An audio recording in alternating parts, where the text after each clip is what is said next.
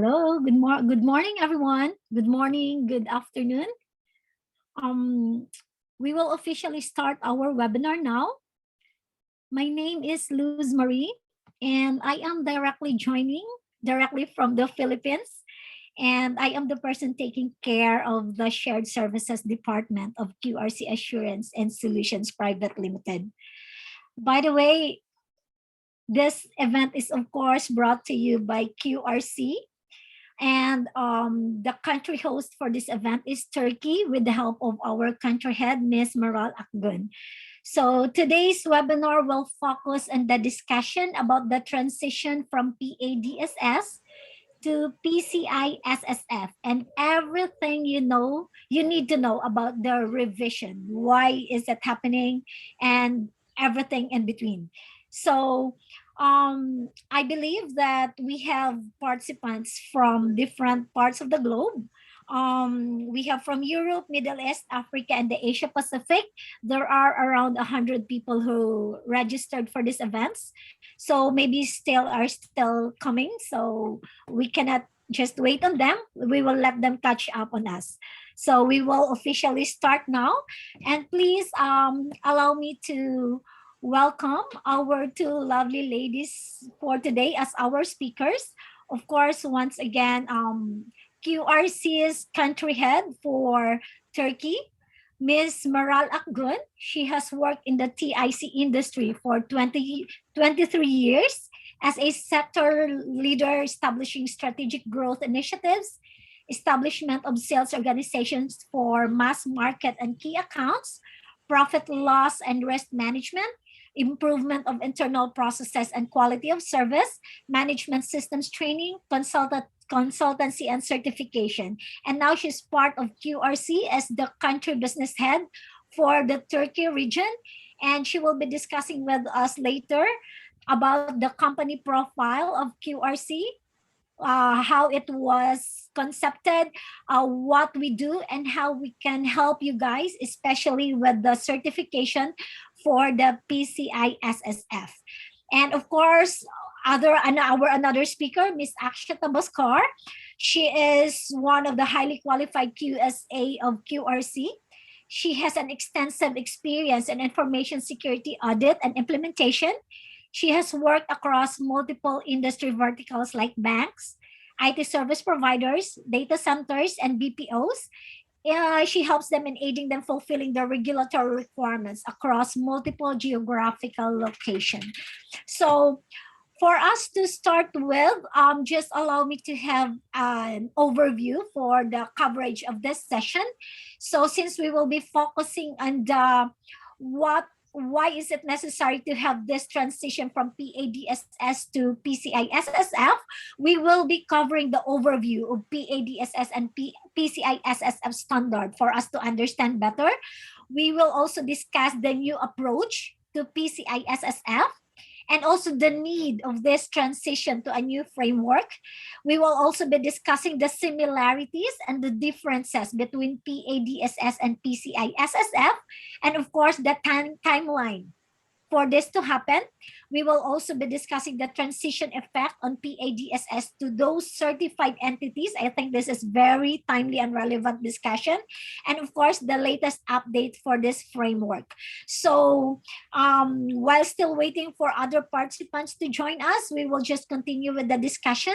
So without further ado, please allow me to welcome our first speaker, Ms. Akshata Bhaskar, to take the discussion forward.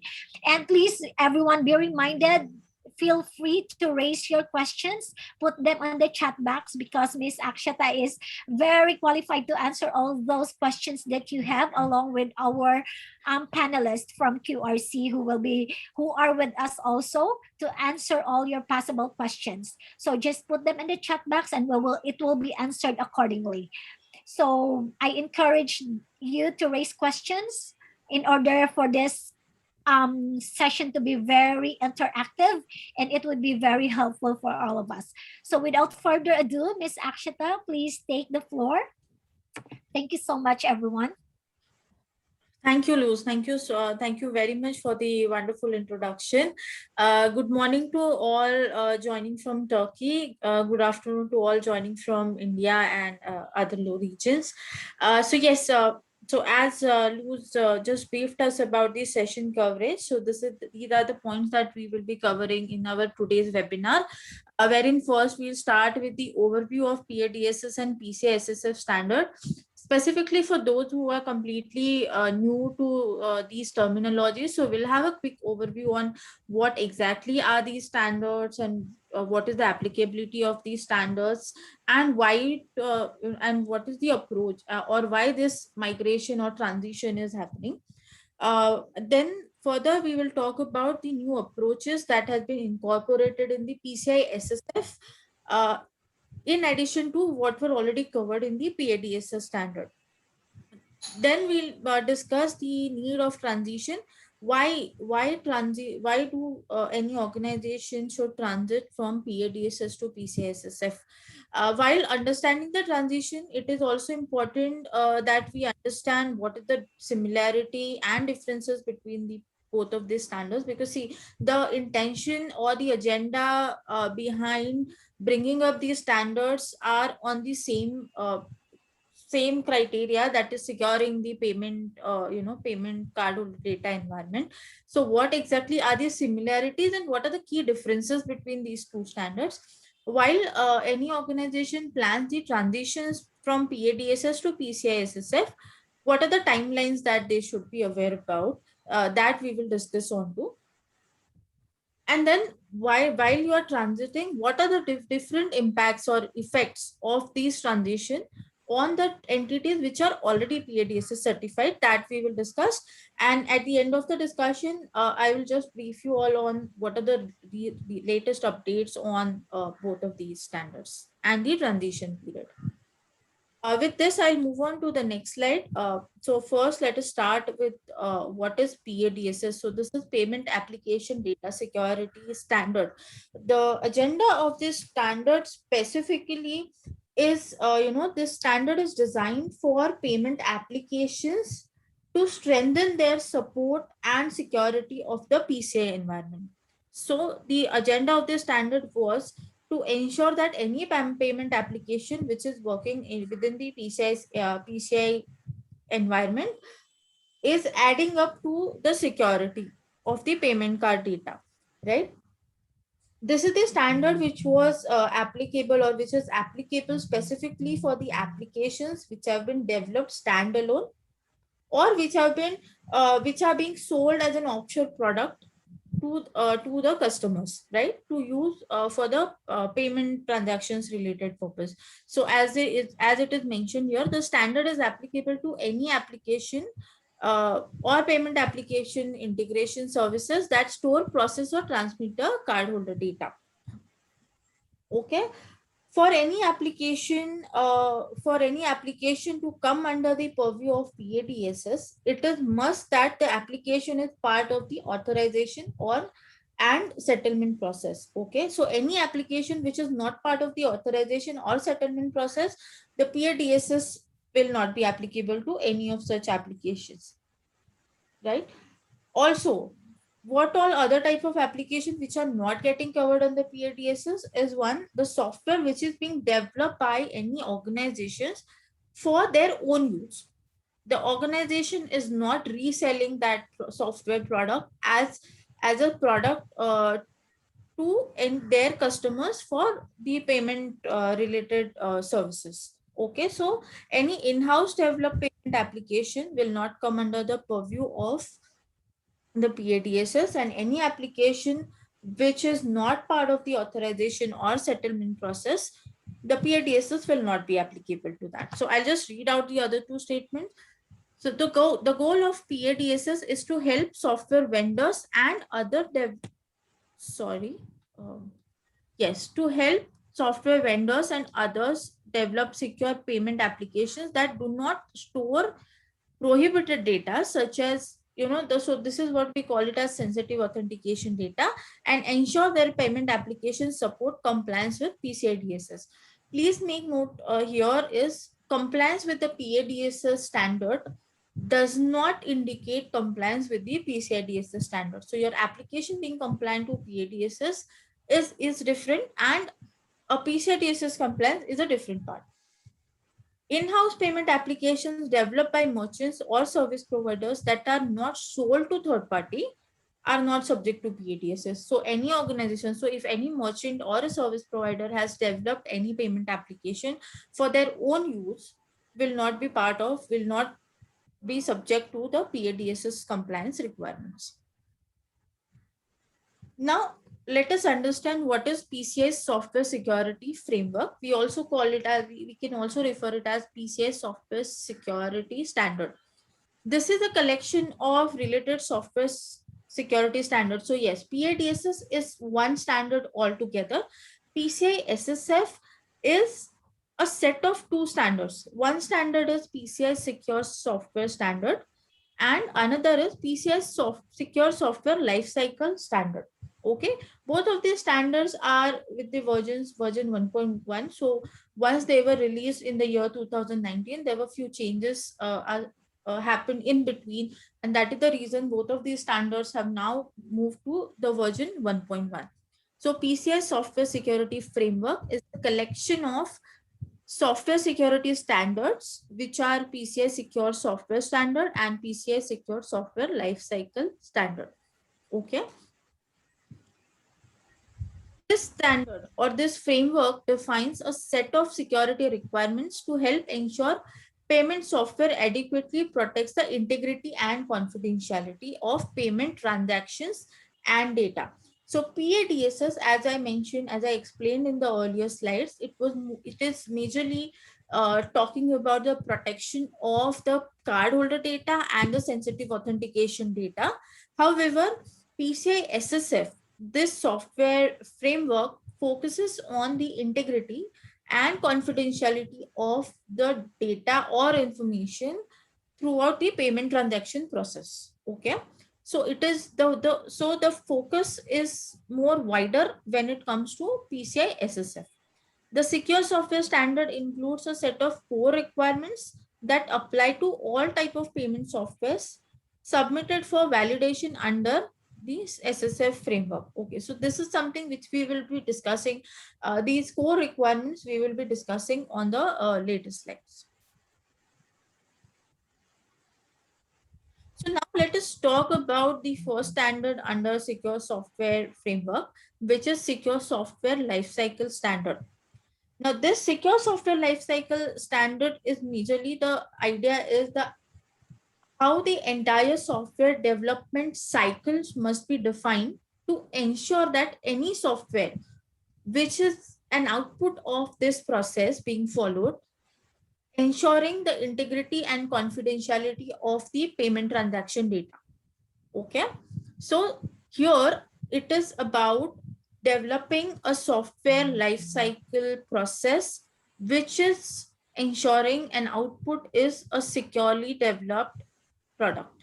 Okay, so the PCI Secure Software Lifecycle requirements provides a baseline and guidance to help payment software design, develop, and maintain secure payment software throughout the software lifecycle. The PCI Secure SLC standard is intended for use as part of the PCI Software Security Framework. Now, here, what is important to understand here is, so far, as part of the PADSS assessments or PCI DSS assessments, there was no clear set of detailed set of requirements which were ensuring that how the software development process or life cycle must be defined. Okay, yes, PCI DSS, of course, there are certain set of requirements under both of these standards to ensure minimum level of security with around the cardholder data. However, none of the requirements talked about the end-to-end security of the software development lifecycle process itself. Okay, yes, there were some guidelines wherein, there were some guidelines provided on how a software development process should be, but no clear requirements or no mandatory requirements were set, right? So that is the reason this is one of the secure software lifecycle standard which has a set of requirements which clearly defines how a software development process must be defined to ensure the output is secure. Okay. The other is, now let us talk about, okay, so now you all are aware that, okay, for PCI, for any organization to get PCI DSS certified, there are PCI QSA companies. For any organization to get PA DSS compliant, there are PA QSA companies, right, which are listed by council on the council website. Similarly, there are SSF SSR companies. So council has this additional qualification for the SSR companies to validate and certify organizations on this PCI SSF framework. Okay, so SSF SSR companies are qualified by PCI SSC to perform the PCI SSF assessments. And these are again similar to PCI QSA and PA QSA companies. These companies are also listed on the council website, wherein you can have a look and you can identify if the organization that you are getting certified with are listed onto the council website.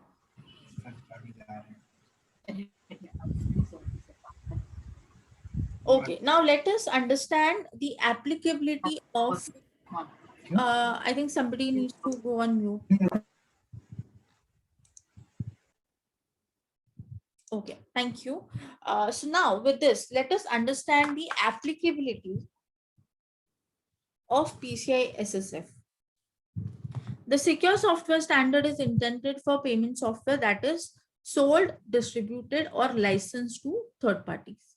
So the very first criteria is the application, the payment software must be sold.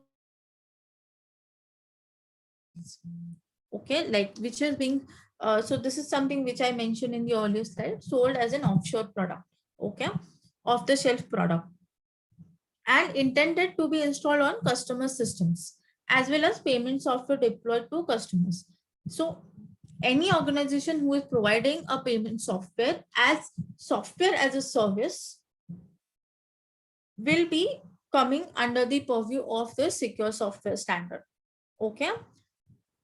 Whom does it, so what is the non-applicability of the standard? So as I mentioned earlier, in-house for the sole use. So any organization who has developed a payment software which for their own use and which is not being sold to third party or their customers. Can you all see my screen? Yes, Akshita, please It's go ahead. visible. It is visible. Yeah. Okay, great. So let's start off from where I got disconnected.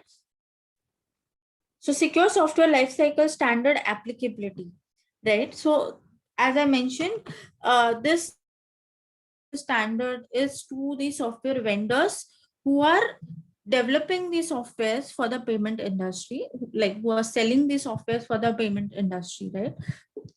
So now these vendors, what they can do is while getting certified with this particular standard, they can get their life cycle, software development life cycle practices validated against the standard requirements and get listed on the PCI Council's website as a secure SLC qualified vendor.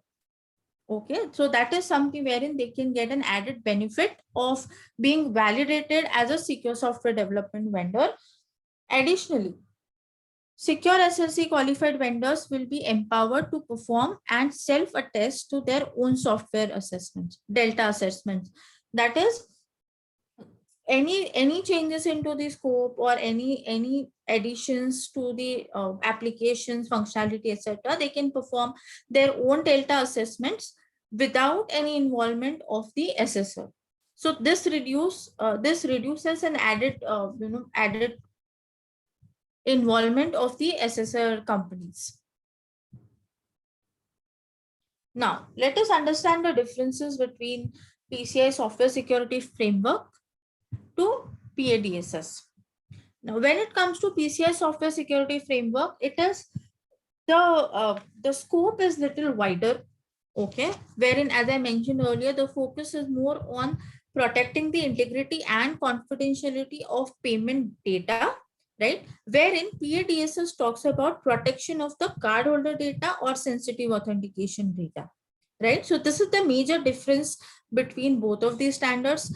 Other differences are like the PCI Software Security Framework does not have any limitations to the development technologies or development methodologies which will be used by the software development vendor, right? So when I say technologies, it will be irrespective of whether the software is being developed in .NET or Java or any other PHP or any other development technology, or it is developed with the SDLC method or an agile methodology or any other development methodologies, right? So these are the major differences. So idea is, the PADSS and PCI-SSF are somewhat similar, but yes, the PCI-SSF framework is something which is more object oriented. So it has certain set of objectives identified and the requirements specified under each objective.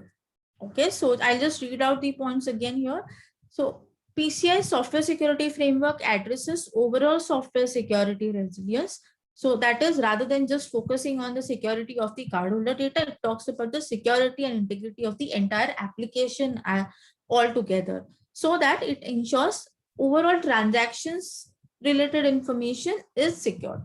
Supports a broader array of payment software types, supports different technologies, supports different methodologies, right?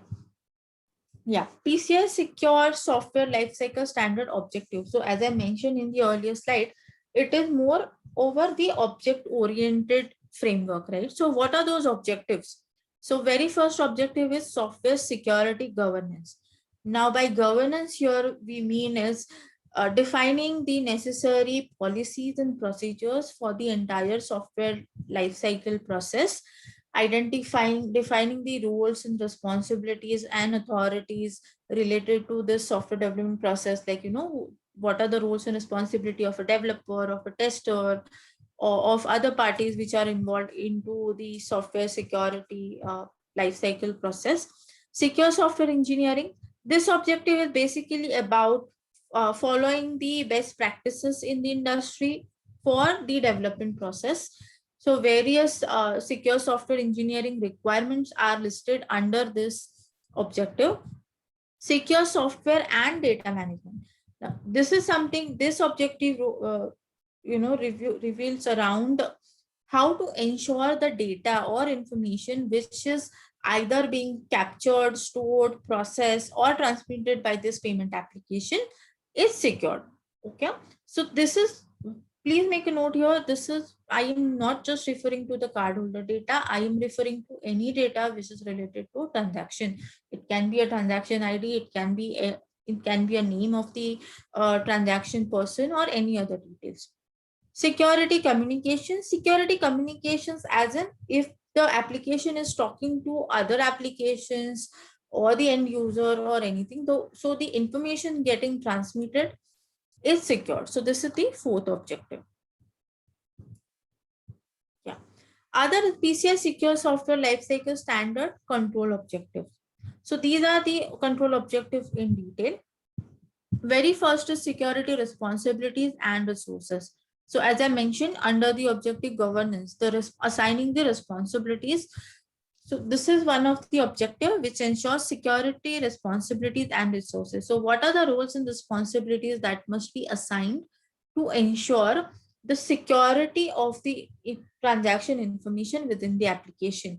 This can cover the various roles assigned, various roles created within the application. This can also refer to the various roles and responsibilities of the people who are involved in the development process.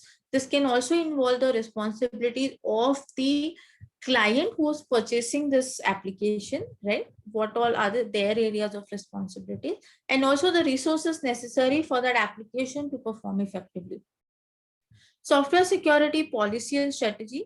This policy specifically talks about what are the technologies being used for development of that payment application, what are the various development steps being followed, right? So that it covers the strategy. So software security policy is something becomes a rule book of how that particular application is being developed, ensure in line with the requirements of this software lifecycle standard.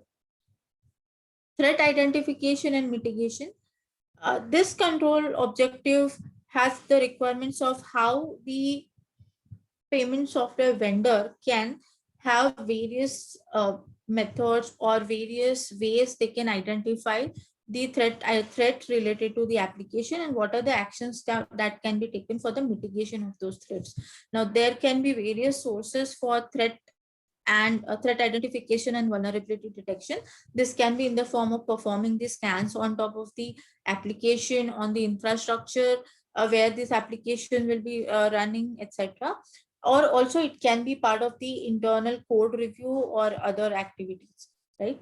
So that is threat identification and mitigation, vulnerability detection and mitigation. Change management. So throughout the application development process, there will be multiple changes, multiple feature enhancements or bug fixes, etc. happening, right? So all of these changes, it is important that all of these changes are being followed a proper change management process, wherein a change request is analyzed to ensure whether the change is how critical is that change, what is the impact of that change to the other functionalities of the payment application, whether the change requires any other additional feature enhancements or something, whether the change creates any other security loophole in the application. So all that analysis must be done by following a thorough change management process, wherein the change request is analyzed and approved by the change approver or a change advisory board. Then the change is implemented. The change is also tested after implementation, and then only it is included in the final software package which is being sold to the client. Software integrity protection. By integrity here we mean is software should function as expected, right? So ensuring software functionality is intact is something talks about software integrity protection. Sensitive data protection. So yes, as I'm repeatedly mentioning that this particular standard talks about overall payment transaction data security, but yes, we cannot oversight the actual cardholder data, right? So that is the reason this sensitive data protection control objective is included in this, wherein a specific requirements around the sensitive data are listed down. Software vendor implementation guide. This is an objective which talks about the requirements of what all details the implementation guide should ensure. So see, no matter how securely the software is developed, but if it is not implemented following the rule book or following the set of requirements, then it may still come up or still introduce certain vulnerabilities, right, for the application. So that is the reason this objective specifies the requirement for the implementation guide. So how a software vendor should develop an implementation guide, what all other details should be or must be covered in this implementation guide for the client or for the user organizations of this particular payment software. Stakeholder communication. Now stakeholders can be the client who's using the applications, can be customers, right? So the stakeholder communication is the objective wherein it talks about what all type of information or what all events must be communicated to the stakeholders on what time basis, right? So that is this control objective. Software update information. So yes, whenever the payment software is being updated with a major functionality update or bug fixes or security updates, how this information must be communicated to the various stakeholders, that is covered in this objective. Next is the core requirements of secure software standard. Control objective 1 is critical asset. So here, now, as we discussed, there are two standards under PCI Software Security Framework. One is Secure Software Standard, and second is Secure Software Lifecycle. Now, this is something we covered about the lifecycle. Yeah. Now, this particular core requirements, if you see, this is more on the application layer rather than the process. It is more on the application layer. So the requirements of the applications are covered in this. So the first control objective is critical asset identification. Now, what are the critical assets? Right, it could be an information, it could be any hardware which is must for the application to run effectively. It could be even people who might get access to this application, right? So the critical assets must be identified at the first objective, and then further how these assets will be, the integrity and confidentiality of these assets will be protected. Secure default, so any default passwords or any other default configurations, default settings, how those are secured, that is covered in the control objective 2. Sensitive data retention, so how the sensitive data will be retained, what is the retention timelines, and what are the security requirements around the retention of sensitive data are covered under control objective 3. Control objective 4 is in line with control objective 1, wherein in the control objective 1, you are identifying the critical assets. And then in control objective 4, accordingly, you will need to develop the mechanism for the protection of those critical assets. Control objective 5 is authentication and access. So the requirements around the authentication and access to the payment software are covered under control objective 5. Control objective 6 is sensitive data protection. So the requirements around the protection of the sensitive data, which will be either stored, processed, or transmitted via this payment software are covered under control objective 6. Control objective 7 is use of cryptography. So at what all levels and what all type of information must be encrypted to ensure they are secured and unreadable, that is covered in the control objective 7. Control objective 8 is activity tracking. Now, activity tracking is about tracking the activity of the users, tracking the activity of the administrators, right, of the particular payment application, wherein what all activities are they performing and how these activities are getting logged. That is covered in control objective 8. Control objective 9 is attack detection. This is how the application detects the attacks, right? So this can be as a means of the alerts which might be sent via this application, right?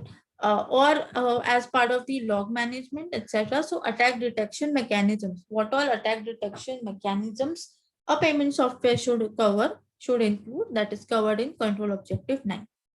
Control objective 10 is threat and vulnerability management. Now this is about performing the scans or testings onto the applications, right? Or it could be collecting as a feedback from the users, from the client, or the code review, or any other ways how the payment vendor identifies the threat and vulnerabilities related to that payment software, that is covered in the control objective 10. Security software update, this is nothing but as a result of the attacks detected or threat and vulnerabilities identified, or the mechanism developed for the critical asset protection, right? Or activity tracking, any security updates which are developed by the payment software vendor, how those should be handled, how those should be communicated, how those should be installed, all those requirements are covered under control objective 11, security software updates. And control objective 12 is nothing but software implementation guide for the end users of the vendor.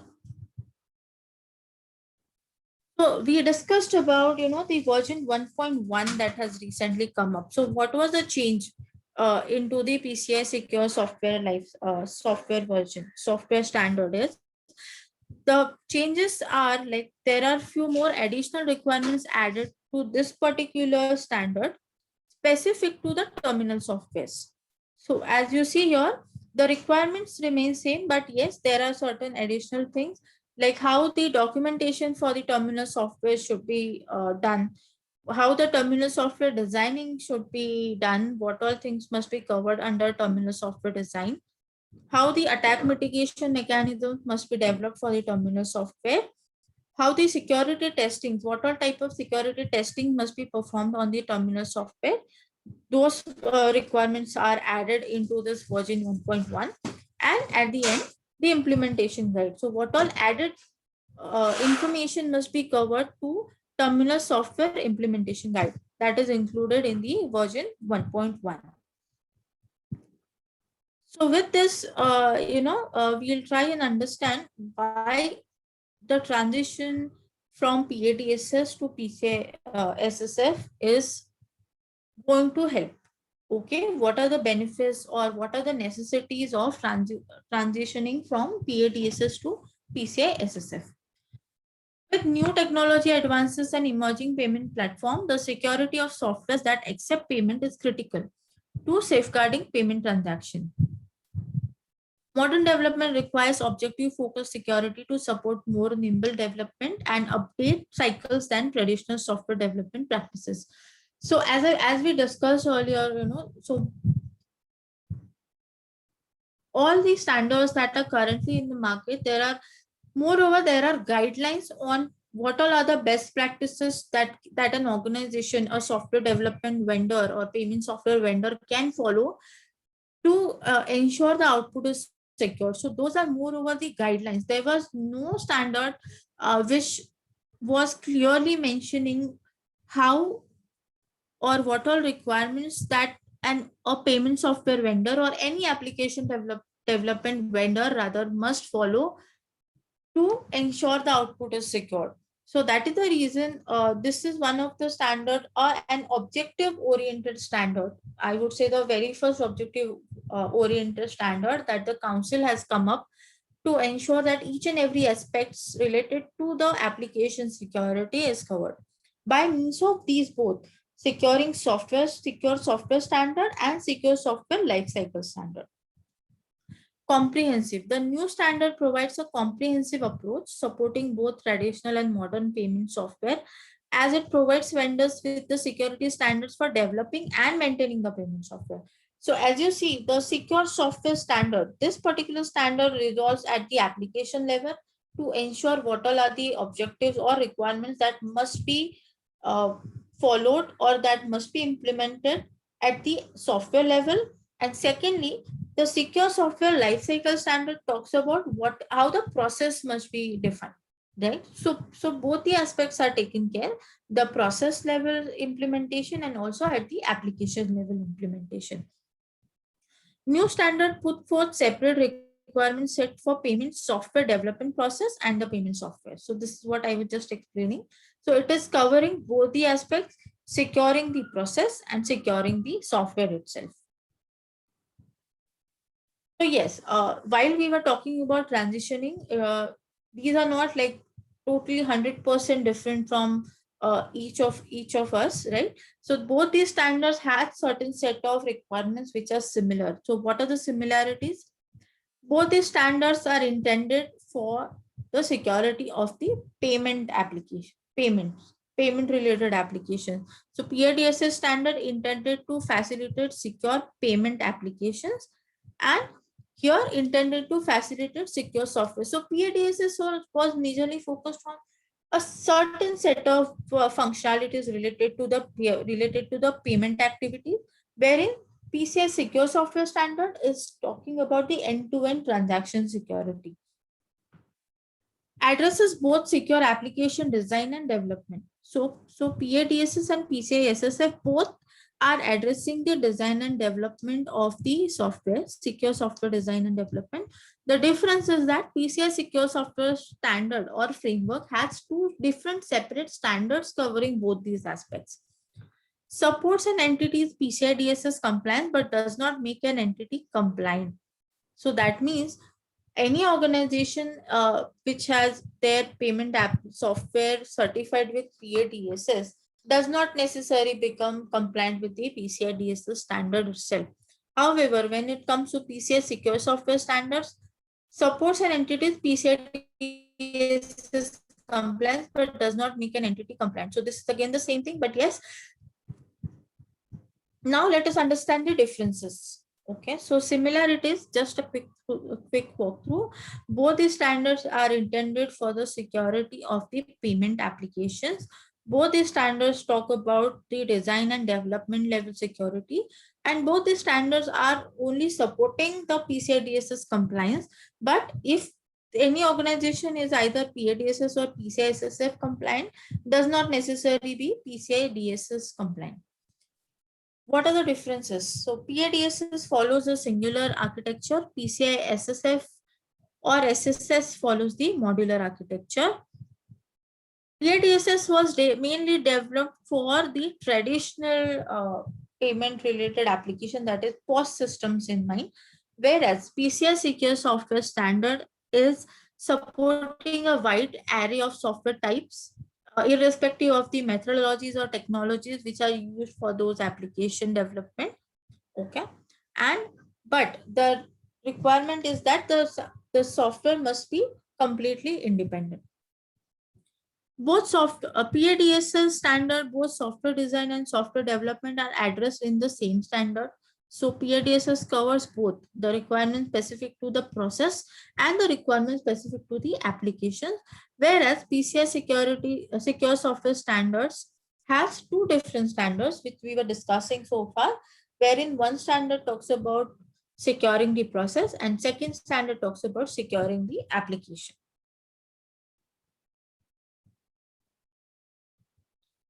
Benefits of PCI SSF over PADSS. So very first benefit is greater diversity of software that can be assessed than was previously available. So as we just mentioned, saw here, PADSS was mainly developed with the traditional devices, POS systems in mind, whereas the PCI SSF is something which has a wider applicability or wider aspects covering the different technologies or methodologies of the software development processes. More agility for modern development techniques and release cycle, consistency in use of software security across all PCI standards, increased transparency of interim software updates. So if you see, there were few objectives talking about how the software updates must be communicated, right? That is something covered into this. Increased transparency of interim software updates, increased flexibility and accountability for software vendors in the achievement of PCI software security objectives.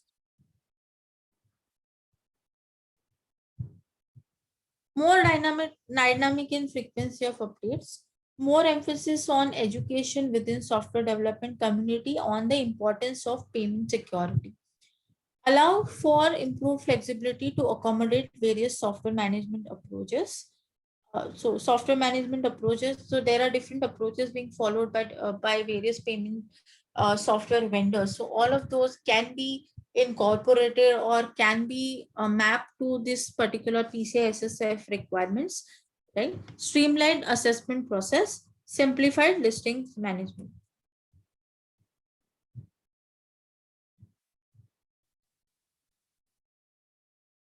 Yes. So now we have covered the introduction or the understanding of the PADSS, PCI-SSF, the objectives of and the requirements of the PCI Secure Software Framework, why to transition from PADSS to PCI-SSF, what are the benefits of that, right? So that we have covered. We have also understood the similarities and differences between both the standards. Now let us understand what are the timelines. When is the transition actually happening?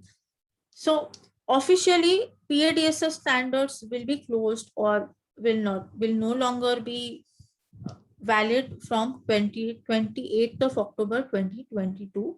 That is the final deadline of the PADSS standard, right? So yes, so very first in the Jan 2019, this particular software security standards were published, right? Then by June 2019, the secure software framework related documentation was published by the council. By October 2019, SSF SSL company application. So the already QSA companies or any organization who wants to become an assessor for the SSF framework, the applications were requested in the month of October 2019, right? By June 2021, so we are already in the month of June 2021. So this is the deadline for any organization who wants to get PADSS certified. Okay, so this is the deadline for the PA companies to submit the request or to submit the certifications for the PADSS. Okay, so June 2021 is the deadline. After June 2021, no new applications for PADSS certification will be accepted by the council. And by October 2022, the PADSS program will close and PASSF will officially be launched. Now, how actually this transition will affect for the organizations who are already PADSS certified? New payment software products for PADSS validation and listing is available only till 30th June 2021.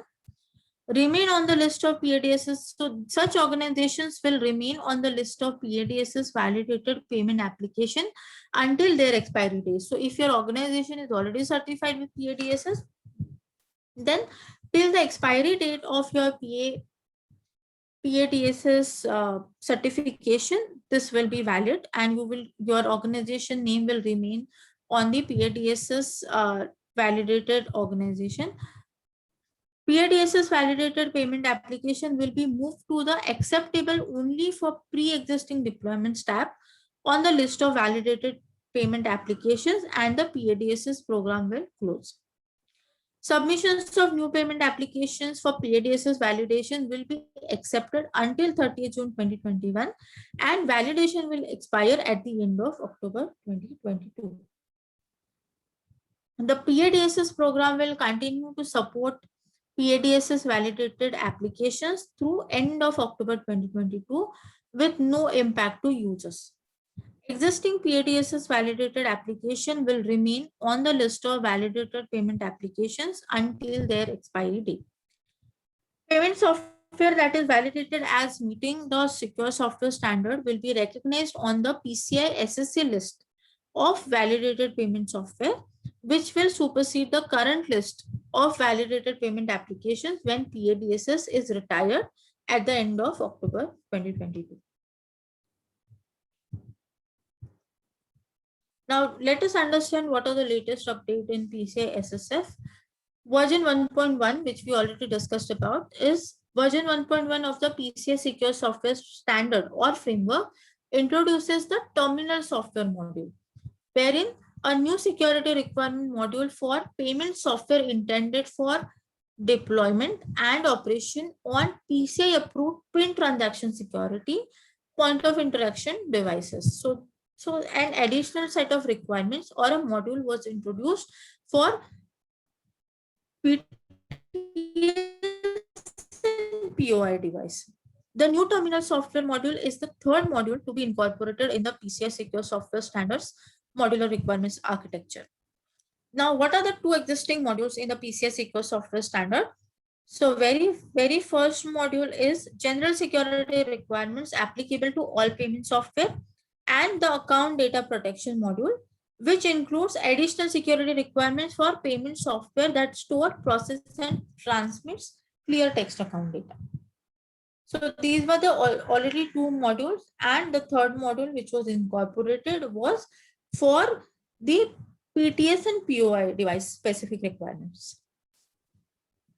That is the reason both of the standards, the version is 1.1.